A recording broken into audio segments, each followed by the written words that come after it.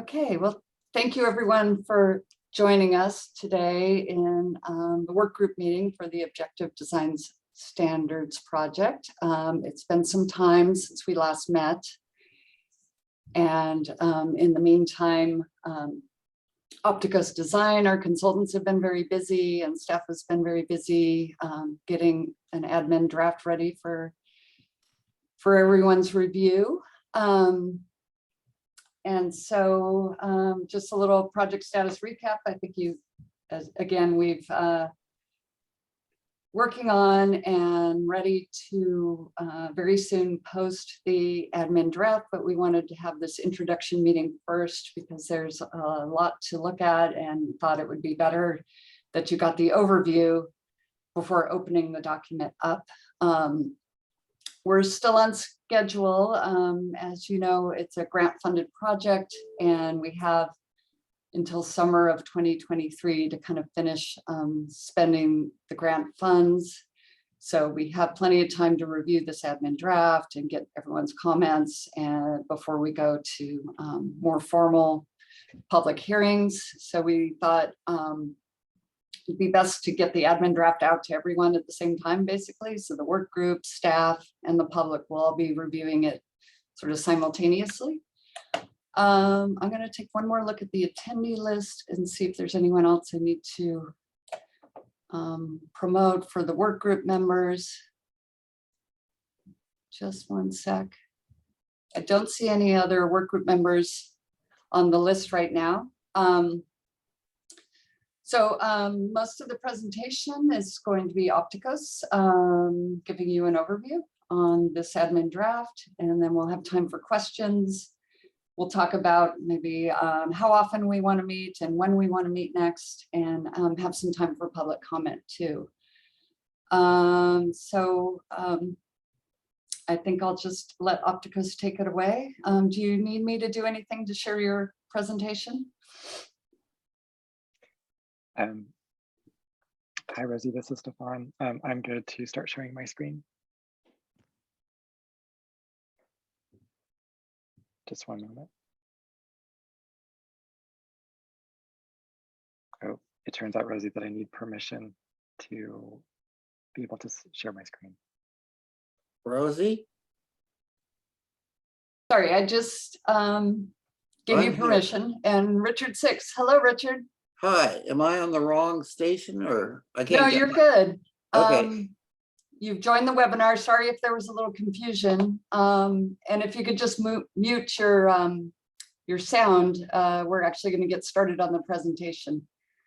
And I would ask all the work group members if you could just mute during the presentation, that would be great. And then we'll have time for questions after. Rosie, one question also, please. Yes, Cass. Would it be appropriate for us to know who of the work group is here? Oh, sure. I'm sorry. Let me look at the list again. We have Dennis Dorden, we have Cass, we have Richard Six. Let's see. Deddy is actually, even though you said he wouldn't be here, he's here. Excellent. Yeah, He was going to try to phone in. So good. Excellent. Yeah, and I'll look at the participant list again in a moment and see if there's anyone else, but that's what I have right now. Thank you. Thank you. All right, Stefan, do you want to get started? Great. Yeah, thank you very much, Rosie. I hope everyone can see my screen. I'm Stefan Pellegrini. I'm principal with Opticos Design. And it's good to be with many of you here again, even though it's virtual. And I have a few members of my team with me today also on the call. Tony Perez, who's a senior associate and has been directing this project on our office's behalf. And we also have two team members, Singay Saliki and Martin Galindez, who have been working very closely with Tony on this work. So this is a little bit about how the webinar will work today. I'm going to provide an overview of the project, and I'm going to give you an update on the tasks that we actually have been working on since our last work group meeting. And we are at our first sort of significant milestone, having prepared an administrative draft version of the objective design standards. And we will be working toward two new versions of this content prior to its adoption. I'll be talking a little bit sort of about an overview of the meeting and then giving you some information about the next work group meeting and the topics of discussion there. And then we'll have an opportunity for questions and also public comments at the end of the presentation. So just sort of a short recap, as sort of many of you might recall, we have been working on objective design standards for multi-unit and mixed-use residential projects to increase opportunities for housing production in the city. The goal is to provide a more predictable and efficient process that will result in quality design projects that are in line with community expectations, particularly with regards to recent changes in state law that are requiring streamlining and shifts toward by right housing projects. Since the last work group meeting, we actually have expanded our scope, and these objective design standards that we've been working on will also apply to areas currently zoned R2 in the city. And this is an addition to what we had done when we actually met with you last time. So we've been focusing, as I mentioned, on administrative draft standards. We are curating this content as a proposed amendment to Title 25. And we've also been working on a draft zoning map, a regulating plan that describes sort of the different intensities and where we sort of expect different zoning standards to apply within these areas where objective design standards are required. So the draft that we are ready to share includes 12 chapters of content. This is an excerpt from the TOC. I'm going to be spending a little bit of time today to touch on the general content in each of the chapters to introduce you to this content and give you a sense of what it includes. The draft also includes a code guide as part of the introduction and preamble. And this actually provides some guidance into how these standards are intended to be used when they're applied to new projects.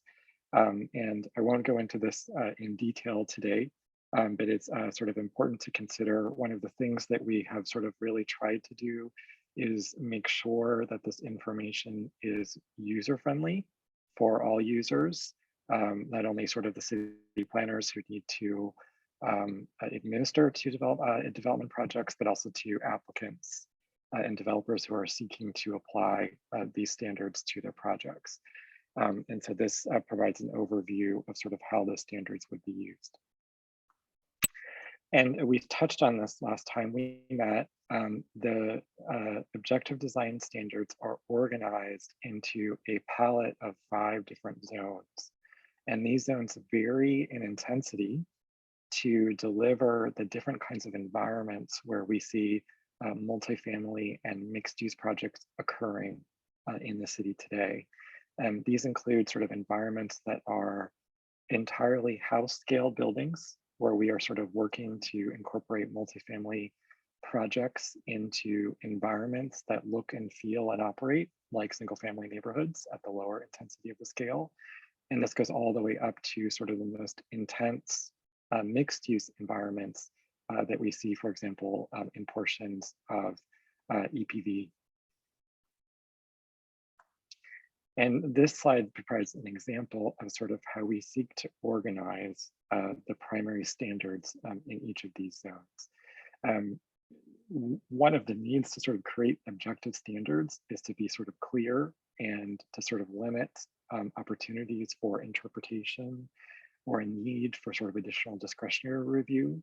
So to the maximum extent possible, we organize these standards into a series of easy to read and interpret tables and accompanying graphics.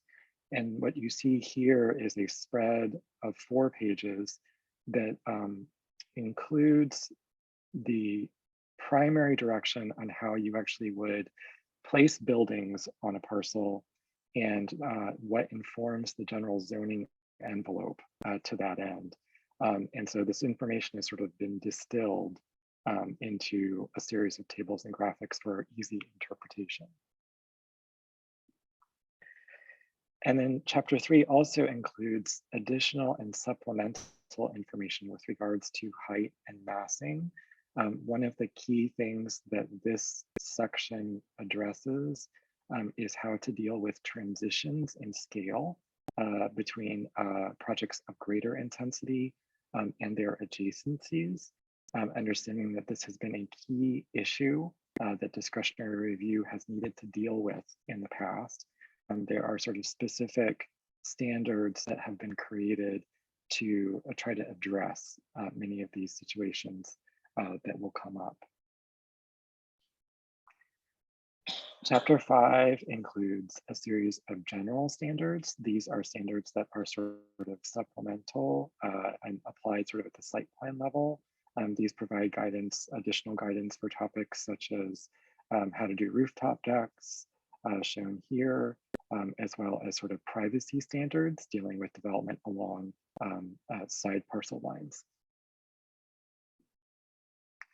And then chapter 6 includes standards that are coordinated to the building size. This relates to a topic that I introduced earlier in the presentation, understanding that many neighborhoods in Santa Barbara are made up of predominantly house scale buildings. And so there actually might be multifamily projects that we are seeking to apply standards that actually ensure that they are compatible in scale and size to adjacent house buildings in the same neighborhood.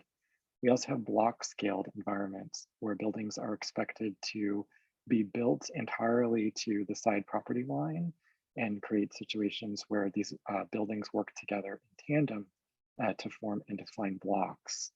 And so chapter 6 sort of pays attention specifically to these issues of building footprint.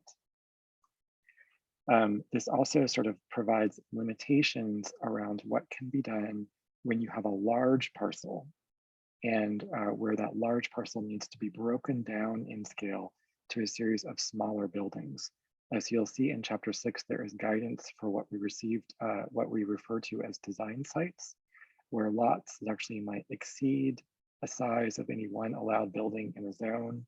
And the code provides direction for them to actually divide that larger parcel into a series of smaller design sites that would result in buildings that are compatible in scale and form to the context that they are placed within. There's also specific guidance for building types in this chapter. Here's some examples of standards for the multiplex building. You can see intent around this building type, guidance for the footprint of this building and how it can be placed on the parcel, and then guidance for actually how this building type in 3 dimensions can be translated into a series of massing alternatives. And this is sort of a key segue into how the architectural standards would be applied, which I'll be talking about in a little bit. Chapter 7 describes standards and guidance for different kinds of frontage. This is specifically looking at the interface between the front face of the building and the back of the sidewalk. So this includes guidance in residential environments where this is handled with a yard or a porch or another kind of element that extends from the face of a building. It also provides guidance in more mixed use environments where the expectation is that the building or buildings are directly behind the sidewalk and you are managing a vocabulary of storefronts or galleries.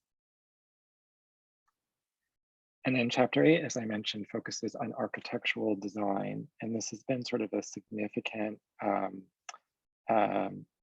effort for our group, working together with staff to get this information together that is in front of you.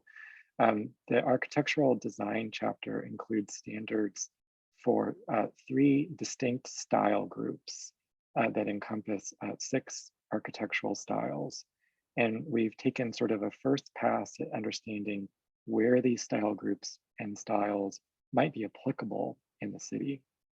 And the goal here is that we can work further to define these parcels and define sort of the applicability of these architectural styles. This work was based on direction that we received from staff with regards to existing styles, as well as sort of some pretty significant documentation of what we are able to do, of what styles exist on the ground in these neighborhoods, and guidance that is found in sort of a variety of plans at the city to sort of get to the sort of this first draft. And we recognize that in some places the code will need to be fairly prescriptive with regards to the architectural styles that are allowed, such as in the EPV, and elsewhere the code actually might be looking for additional flexibility and for applicants to actually choose from a variety of styles when they actually are proposing a new project. And this is just sort of a summary of what this chapter includes. You can see sort of the three style groups that are included. This includes the craftsman style, which you can see on the left, which includes a craftsman substyle as well as sort of a cottage substyle. There is a Mediterranean style, which of course is designed specifically to apply to the EPV, as well as appear in other parts of the city. This includes a substyle addressing the Spanish Revival, as well as the Italian Mediterranean style. And then on the third style group, you see subsets providing guidance for contemporary architecture, as well as industrial character, found particularly in some neighborhoods of the city. And these are some additional examples of the content that can be seen in this chapter. The content includes an overall guidance in terms of the elements that we can expect to see in each style and how they are expected to be delivered and implemented in new construction. And this chapter also provides guidance for specific building elements. And one of the sort of key things to think about in this chapter is that we are very careful about what has been illustrated and actually what is dimensioned as an objective standard. And the idea there is to sort of try to promote and allow a broad range of architectural flexibility in outcomes, but at the same time ensure that sort of that different flexible approach can result in a variety of outcomes that still express the nature of that architectural style that's addressed in each subsection. The draft also addresses additional topics, including signage, and we hope to have sort of another additional opportunity sort of to discuss this with you in the future. This is providing specific guidance to signage that is a key component of the pedestrian realm, particularly sort of in the interface between buildings and the public realm, and how they can sort of be sized and located, incorporated with building frontage. There's also direction for civic spaces. In chapter 10, this information becomes applicable to large sites that actually might have the opportunity to introduce civic spaces as part of a larger project. This provides, excuse me, guidance on the minimum dimensions that are required for different kinds of civic spaces and some key descriptions and components of those civic spaces that would be required. This is a sort of fairly prescriptive body of standards. And so one of the things that the admin draft does to accommodate that is include a additional section on exceptions. And what this chapter does is provides an additional layer of flexibility for certain dimensional and other standards to obtain relief in certain situations when certain conditions are met.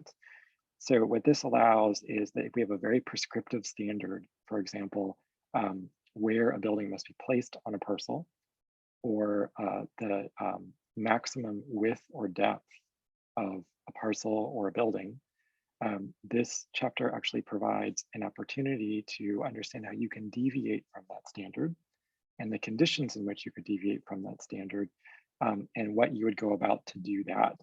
And the idea here is to sort of give staff additional flexibility and leverage to modulate these standards where they're needed, without creating situations where variances or more formal exceptions would be needed. And then finally, chapter 12 includes information around definitions and methods of measurement. This code is form-based in nature and provides a lot of new terminology that's not currently included in the zoning ordinance. And so we have an opportunity to supplement that here in this chapter. So going back to sort of where we are in the process and sort of what we anticipate, you can see we're here on meeting 4. This is an opportunity here to introduce these draft design standards and take preliminary questions and hear some preliminary discussion on the topic.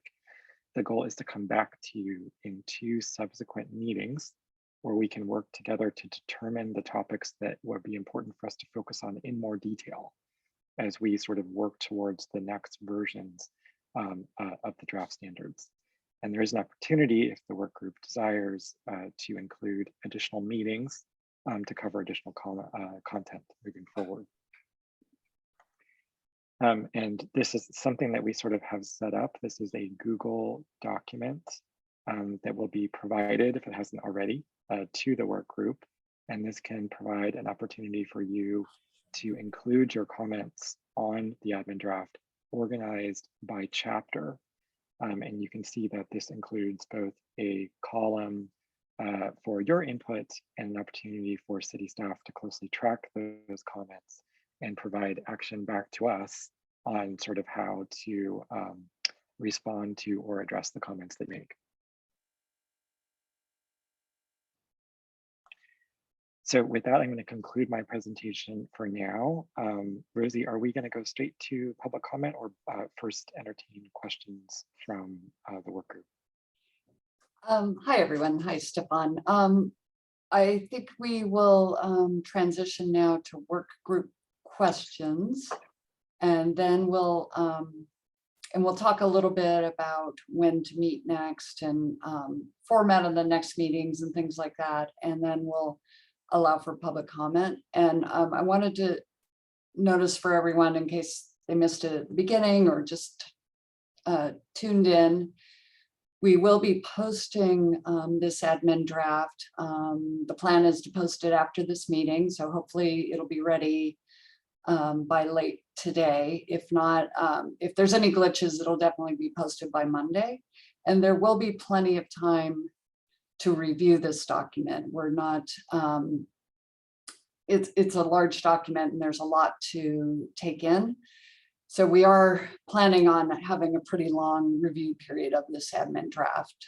So I just want everyone to know that before questions. And what I can do for the work group members is you could now turn on your cameras and indicate if you want to go ahead and start asking questions. I'm unable to turn on my camera. Yeah. Oh, sorry about that, Cass. I only have a mute. You can see me? I see a symbol for you. It's like a tile mosaic. Yeah. Let me see if I can fix that. But in the meantime, if you don't mind, just asking. Yeah, somebody else can go. I just wanted to let you know that I didn't see the icon to turn it on. Okay, I'm sorry about that. I don't have that either. Okay, so it sounds like none of you have your cameras available. I'm not sure if I can fix that on the fly, but I'll see what I can do. In the meantime, just speak up if you want to start asking questions. And it looks like Deddy has a hand raised. Raise your hand. So I'll let Deddy start. Thanks, Rosie, and thank you so much for this excellent presentation. And I have to compliment you. I think you've come a long way to really take some of the earlier comments and integrate them and come up with a very thoughtful document. And I'm excited to be able to take the time to analyze it a little more deeply as time goes on. One question that just struck me, and I'm curious about how you're thinking about this, but we have some neighborhoods that are actually zoned multifamily with building heights allowable of up to 45 feet, and some of the higher densities. And they may, blocks of these locations may actually have a lot of single family residences or very low key development. And in your effort to sort of classify these neighborhoods or blocks, et cetera, you talk a lot about, compatibility. And so I'm curious about how does that work for, proposals that comply with the zoning standards that are in place in those neighborhoods, even though one may look at a particular block and say, well, gee, this 3-story building or even 4-story building potentially just doesn't look like it's compatible with whatever that means in that particular block. So I'm just curious how you thought about that, or how that is.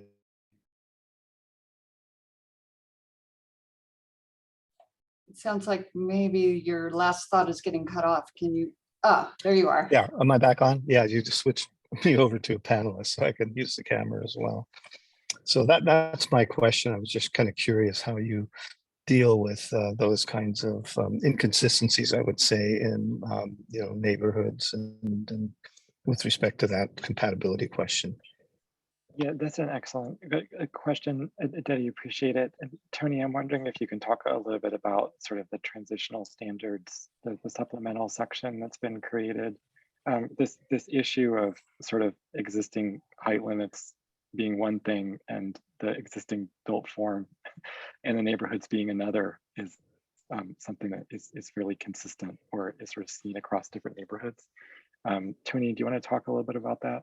Yeah, thanks. Thank you, Betty, for the question. We spent considerable time with staff looking at situations like that. And there are the zone standards which define the zoning envelope. And then at the end of the zone standards in that chapter 3, there's a whole section that Stefan showed there. I gave a glimpse of. It's called additional massing requirements, additional height massing requirements. And it's for those kinds of situations where there's somebody, let's say there's an existing building that isn't reaching its full capacity that it's allowed to reach. That's another situation. And you're coming in with a building that is allowed to be bigger than that. What do you do in those cases? And so we've applied some additional massing requirements in those situations, only in those situations, to try to make it more compatible, understanding the building next door has been there and probably isn't changing soon. So that's one set of standards that's at the end of chapter 3.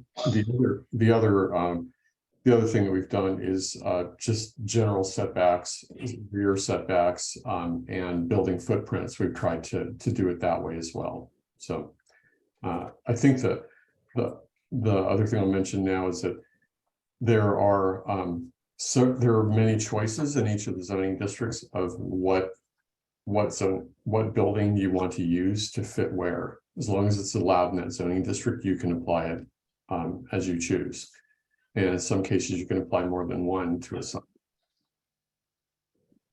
Thanks for that response. I guess a lot of those neighborhoods were rezoned at one point, and of course the initial original development in those blocks was under a different zoning ordinance, and the city's intention was to allow higher density development in those neighborhoods. But often that proposals may end up clashing with neighbors that already live in those neighborhoods, in houses that were built long before the zoning standards were changed. So, but it's a complicated question. I appreciate that you have that you are looking at it and trying to develop some guidelines or standards to deal with it. Yeah, thanks, Ted. Just one more thing, in contrast to what sometimes is done in cities where they just say, well, this is what's allowed next door and that's the way it is. I think city staff has really helped guide us to be sensitive to those very particular situations in your city. And we try to do that through those standards. We look forward to your all review of that content. Thank you. I also just wanted to add, I think it's worth, that same section has also considerations if you're next to a landmark or a structure of merit or in the same block, I believe. So that's another thing to look at when you're looking at those.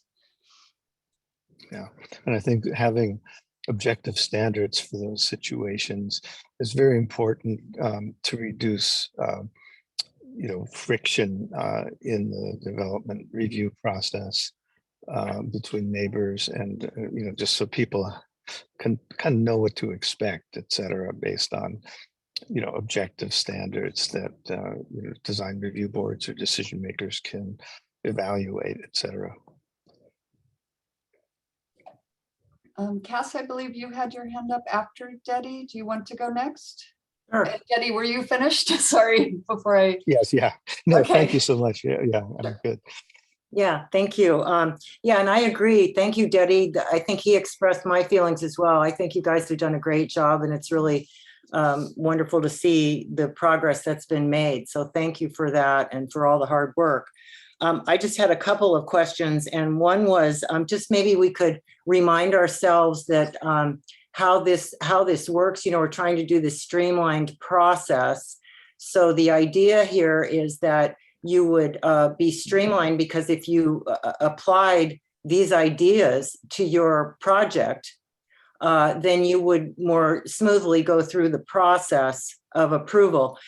It does not mean that you could not propose something outside of these standards, and then you would just go through the normal process, correct? Maybe you could just kind of elaborate on how the process is different for us, just briefly. And then I have one other little question. I'll start with that, and I'll ask Dan Gullett to weigh in too if he wants to add. But yeah, we've been thinking a lot about this and how will the process work. And you're correct that the idea is if you opt in to work with these standards and you comply with the standards, there will be some streamlining. We're still working out the details of that, because we do have in our city charter that all projects go to the Architectural Board of Review and Historic Landmarks Commission. So there still will be a role for design review, but it should be maybe a streamlined role for that. So we're working on the details still, so I don't have all the answers, but that's the idea. And Dan, do you want to add to that? Yeah, I think that's exactly right. We're looking at doing a more streamlined, predictable process. So the roles of ABR and HLC would be more limited with projects that opt into this program, and projects that come through in this program. We would have checklists that staff would go through, then the reviewers at ABR and HLC would review. The exact details of possibility of appeals and CEQA, we haven't fully worked out yet, but we are discussing that as staff and are open to comments as well. Mm-hmm. Well, I really appreciate that. And just, I think everybody needs to understand that this is not limiting you. If you want to do some other thing, that's completely possible. I mean, maybe possible if you can get it through, but that is your choice. And that the idea of this is giving more these typical standards that we know exist, and to allow them to move through with, and I really appreciate this part, with some flexibility that you mentioned about the dimensions. And we are looking for, I believe, creativity within these styles, so that we see projects that come through that are, have the unique imprint of the brilliance of the designers that we have today. So that's kind of the tightrope we're walking, right? So I really appreciate that. And then the other just quick question was, on the map you had, and it showed the EPV, where just the one style is allowed, the Spanish, and then you had the gold, which said all other styles. You're referring to the styles that you have in these guidelines, correct? And then that was my question. And then also, what about the white area? What about everywhere else? Yeah, that's a great question. Yeah, we've in the office we refer to the EPV as the donut hole, and the rest of the applicable project area as the donut. So if you can stay with me here, so the idea is that yes, the EPV is sort of more restrictive, but then once you're in sort of the donut area around the EPV, you would be able to choose any of the different style groups would be sort of be available to you. And I say that sort of saying that, this is sort of, we've thought about this kind of in a draft way and want to present this for just sort of discussion. And then outside of that boundary is sort of currently the parts of the city where multifamily and mixed use residential projects are currently not expected. And so sort of the larger wide area that you see is the area where these standards actually would not be applicable. Okay, got Yeah, it. just to be clear, yeah, the white area would be the single unit zoning, and we're not Right. proposing standards yet for those. Okay, good. Thank you. That was all I had right now. Thank you. Also, while we're talking about that, I just want to mention it again and make clear, because I think the work group, when we first started this project, we were talking about areas that allow 3 or more units. And we did ask Opticos to expand that to the R2 zones. So your project area is a little bigger than when we originally started. And that was because the Housing Accountability Act also covers 2 or more units. So so they took a little extra time, and we've expanded it a bit.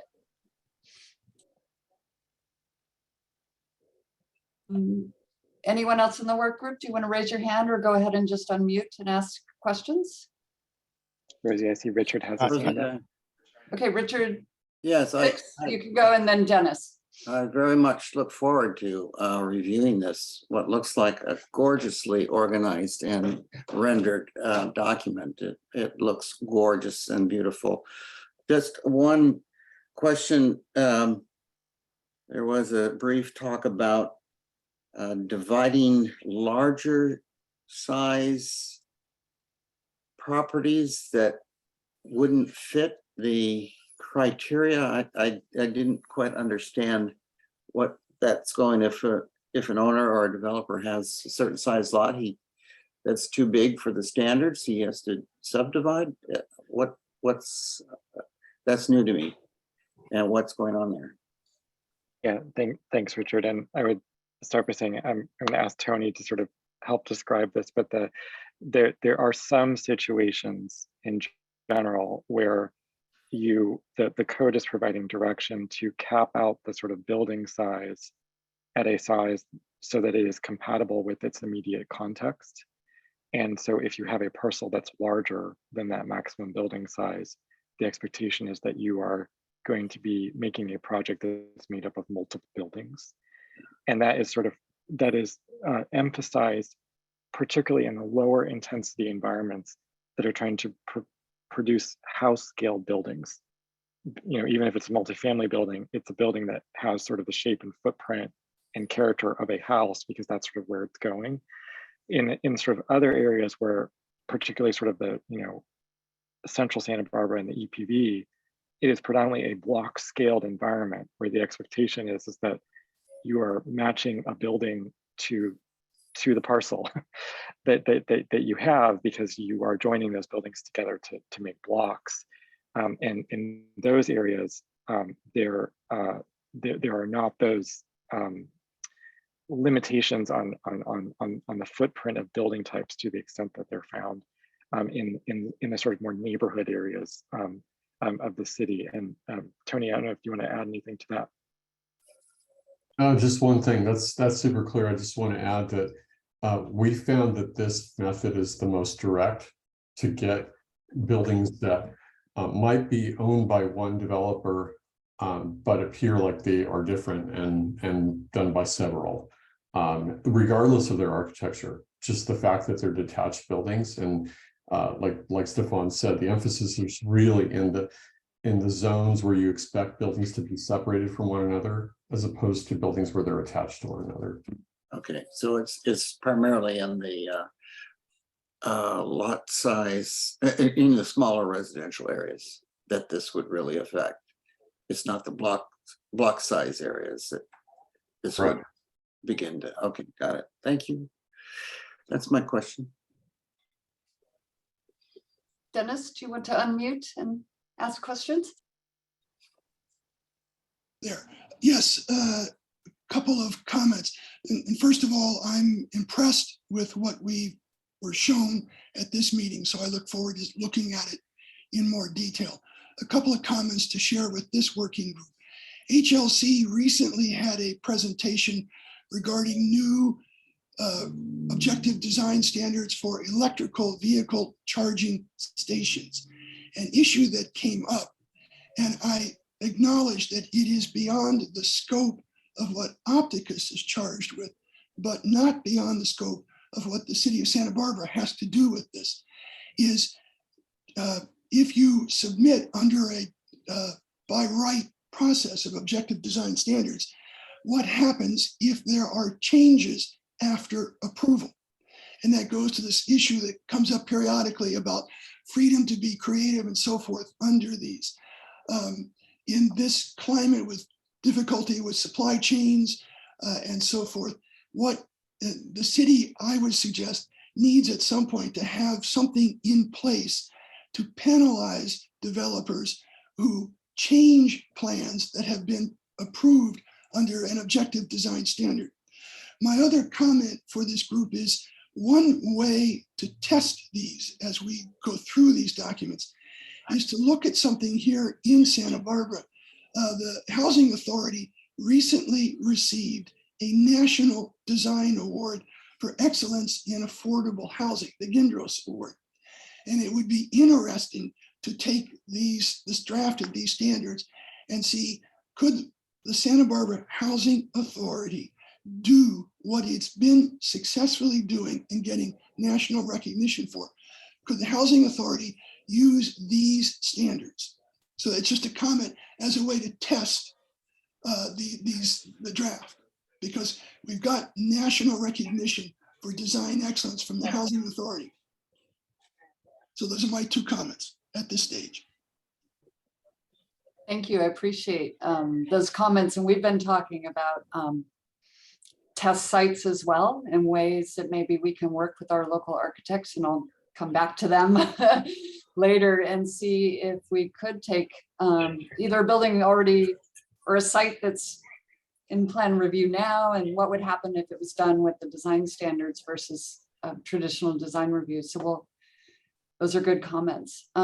Debbie, did you want to, oh, in a minute, it looks like he's ready for another question. Yeah, I just had a real quick question. I wasn't 100% clear, just more of clarification than anything. Are the three design groups, are they applicable in all of the areas that are indicating all the neighborhoods? In other words, if you wanted to do a contemporary or industrial style building in a neighborhood that currently predominantly, let's say, craftsmen or something like that, is that under these standards now something that would be permissible, or is there more nuanced distinctions about where these design styles are going to be applicable? I can start with that one, and then Tony or Stefan can weigh in. Our direction, oh, and Debbie, I think, could you, yeah, thanks.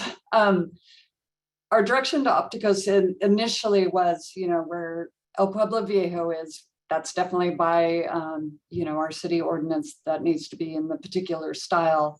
And then the rest of the project area, for now, we'll keep it open to the other style palette. But that's something we wanted more direction about from the work group and decision makers. Are there other areas of the city where we want to say, limit the styles? And there could well be, or maybe there's small pocket neighborhoods where we want to say, you can only use, two of the three styles or something like that. So it is an admin draft. So right now it's open-ended, but we do want to think about that and get your input on that. Thank you for that, Rosie.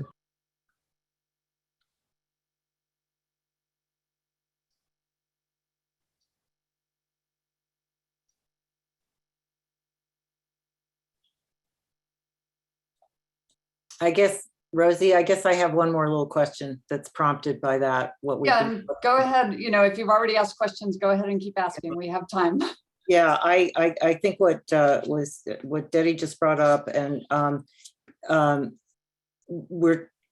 if you say you had say you were in a neighborhood, we're saying that all these other styles are allowed, but they still go through design review.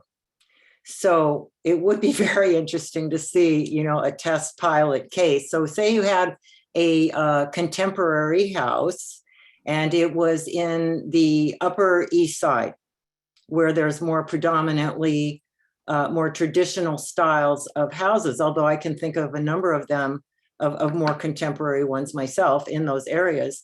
How much you know, control and teeth will be in this to, I guess it will involve education to all the design review boards to be able to, you know, objectively say that this proposed project that is contemporary next door to one that is not is okay.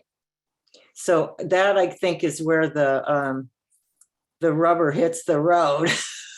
But if we have these, that's the whole idea, you know, of having this. But it is going to, I think, involve a lot of education and openness and flexibility for the community, and certainly the design review boards and the community itself, you know, to be open to these kinds of changes, right? Am I right? So before you answer, I have to apologize and I'm gonna have to leave the webinar. I'm actually at a company retreat. We're about to change venues. So I'm gonna have to go along with the group here. So again, thank you so much for the hard work that's Debbie. gone into this. I Glad really you could appreciate get it. here, Jetty. Thanks for getting here. Yeah, I'm glad I was here too. Thanks. Bye-bye for now. Bye. Yeah, so back to Cass's comments. Yeah, it will be a matter of, again, we could decide maybe certain neighborhoods are only limited to certain styles outside of EPB, but it will be a matter of education and saying, well, they picked one of the 3 styles or the subgroups, it meets the standards, so it's okay. Yeah, and I expect we would, at least for the historic districts and potential historic districts like the Lower Riviera Design District, Bungalow District, and Brinkerhoff and others, we would treat differently. But like Upper East is a single unit residential, so we're not looking at that with this effort right now. Right, true. I just an example, but yeah. Okay, thank you. It'll be interesting. I do think, I think that this is a great, you know, opportunity. I think it can really help to make other possibilities. And that was the whole idea of this to begin with, was to make other styles be, besides the Spanish, which we know is always, you know, everyone loves, but, you know, to also honor the other pieces of our fabric and other possibilities, so that it would be more streamlined to do that, as it is with the Spanish style. So I really appreciate that, and I think it'll help in the long run. Yeah, and on the styles, I think you recall, you know, we had some discussion about styles and how many to include, and we couldn't be unlimited, you know, with the budget we had. So you may not see every style, architectural style that's in our city right now, or that you may hope would be part of this, at least in this initial effort. Maybe there's a future effort if there's other styles we feel like, it'd be nice to have standards for these too. We could add it on at some future date, but we were a little bit limited because of the budget, not to have unlimited architectural styles available.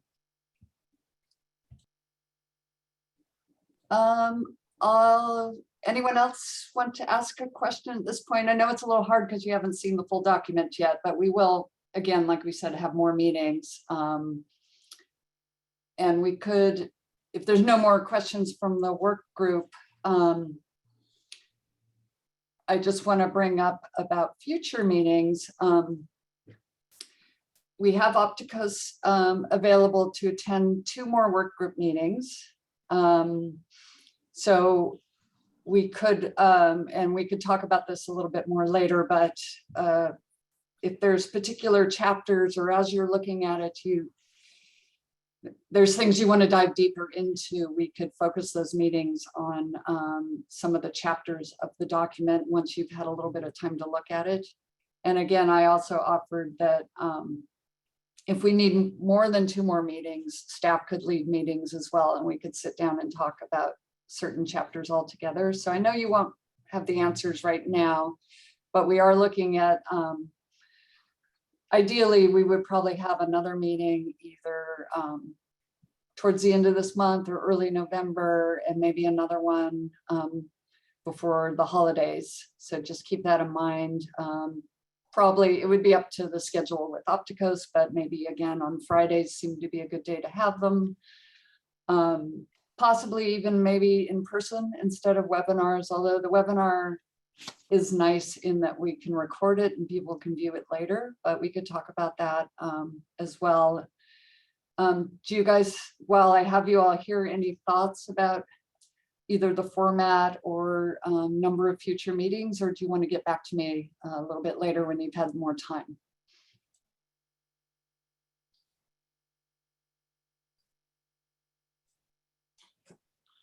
Rosie, it'd be my opinion that we would probably have a discussion of how many more meetings after we got a good chance to dig into the document. We're operating a little bit in the dark at the moment. Yeah, I acknowledge that. So that sounds good. I think maybe I'll get back to you individually a couple weeks from now, and we can even do a quick Zoom call about it together and decide when and where we might want to meet again. Anyone else want to weigh in on this? Yeah, I would just say I agree.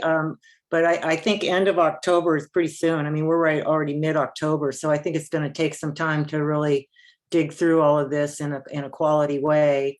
So I would think we need more time than end of October, but I certainly welcome, 2 more meetings and, be flexible for the team, however. But at this point in time, I think there's with everything else everybody's doing, I think we're going to need a little more time. Yeah, that sounds great, Cass. Yeah, we're all pretty busy, so we'll definitely work it around our schedules and give you plenty of time to really dive deep.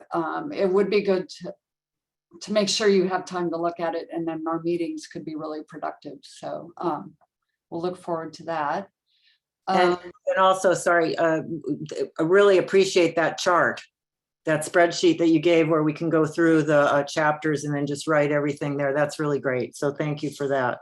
Yeah, that I think will be really helpful. And it's a cloud document, so you'll be able to see each other's comments too, which will be really nice. So I will share that with you after this meeting, how you can get to that cloud document. And we're doing the same thing as staff. We're doing our comments. And I should mention too that you don't really need to focus on typos and things like that. I think we'll be catching all those, although go ahead if you want to, but we're looking more for content rather than the typos and things like that. Rosie, will we be seeing your staff comments on that cloud document also? No, the cloud document is set up that it would just be work group comments, but as you go through it, and as we have meetings, I can definitely tell you what we're looking at as staff as well. It would be kind of overwhelming to have both in one spreadsheet. I'd really like to know what goes on in Daniel's mind. Don't we all? So Rosie, we shared how the work group can comment on this. I don't think we shared how other attendees and the general public can comment on this yet. Great point. Yes, so before we open up the public comment on this meeting, again, this will be posted to the website, and with that posting, we'll have a little notification about when we want public comments in by. We need all the comments in by a certain date, so we have enough time to gather everything together and give it back to Opticos. And public comments will be it'll be similar to For example, the housing element process I just went through, where we will take public comments in email format would probably be the best format. People can write letters and just list their comments and send them to the, there's a special mailbox for this project. So we'll be collecting public comments that way and collating them and keeping them and making sure Opticos gets them. And with that, I think I will go ahead and open it up for the public to make comments now to this meeting. So if you raise your hand in the control panel, I'll be able to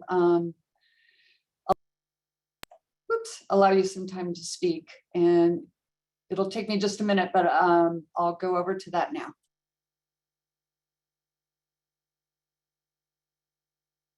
I see Lisa Carlos raised her hand, so I'm going to unmute you now, Lisa. Okay, you're unmuted. Hi, can you hear me? Can you hear me? Yes. Okay, great. Hi, Rosie. Hi, Dan. Hi, Task Force. Hi. Hi, Opticos. I am speaking as a resident. I'm not wearing any official board hats. So, and this is my first introduction to this. I'm impressed with all the work. And the comments. I want to underscore some comments made by task force members, in particular, Mr. Peckert and Ms. N's comments. Mr. Peckert's comments around transition into neighborhoods, how this document and these standards will treat those sensitively. I think that will be a thorny area potentially with residents. Second comments, I think Cass Ensberg hit the nail on the head around looking at contemporary and industrial architectural styles and where those are placed. If I were to weigh in as a hypothetical task force member, I would say that some of those make more sense, you know, down by Gutierrez, Coda, where we've seen some of those styles already start to proliferate. They make less sense, as you're already pointing out. I think Dan pointed it out, near some of our more historic neighborhoods, Lower Riviera, for example. I would really appreciate seeing a side-by-side analysis of the existing EPV standards to this document standards. And I, as a cautionary tale, would say I have seen similar objective design standards in Redwood City. They weren't called that, but they were operating as such. And the tendency is out of the gate for developers and to pick the cheapest architectural style and set of standards. And that tends to be contemporary and industrial. And those are the ones that come out of the gate first. And there's a lot of concern that comes out of the community as a result. So one of the things I hope the architects on our task force will do is look at that style versus the other styles to see if there's any unintended consequence or bias towards one style being quote unquote cheaper to build than the other. And what are we going to do about that? Because I think you don't want to just see one style dominate because it's more profitable. So those are my final comments, and thank you. I look forward to tracking this process as we go along, and I really appreciate everyone's effort on it. Thank you, Lisa. And I see Michael Imwali. I'm going to unmute you now. Okay, you're unmuted. Thanks, Rosie. I just had a quick comment on the architectural styles map, and that is, as far as the EPV design guidelines go, that extends to EPV 2 also, which doesn't appear to be on that map. So EPV 2, is that mostly around the mission? Is it in? It's the neighborhood immediately around the mission. I think that's single unit zoning neighborhood. So it's not even part of the objective design standards. So they wouldn't be able to use them up there. Okay. Yeah, so they would still be subject to, the EPV standards that are in our ordinance now, and still be subject to Spanish style design. But they're in the single unit neighborhood, so they're not part of the streamlined review process right now. Thank you. Let's see, any other member of the public wish to speak? You can raise your hand now. And I'm not seeing any. Well, I think this is a lot to absorb. And again, until you've had a chance to really open it up and look at it in detail, I'm sure you'll have many, many more questions next time we meet. But I really appreciate Opticos for coming in and giving this introductory presentation, which has been super helpful. And also want everyone to know that we're doing an introductory video as well, which will be available on our website as soon as I can get it posted too. So look for that, hopefully by the end of the day today, unless there's any glitches, but for sure by Monday. Oh, great. And here's the place to send your questions and comments, sbds@santabarbaraca.gov.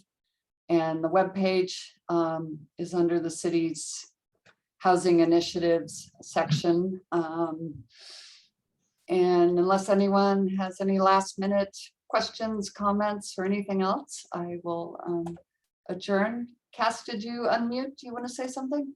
I just want to say thank you to everybody. You're And welcome. good job. We've been working, this is an idea that came up quite a while ago. And so we're moving forward, and I just want to acknowledge everyone for their work, and let's keep working on it and make something that's going to really help us. So just wanted to say thanks. Here, here. You're welcome. Rosie, can I add something, please? Of course.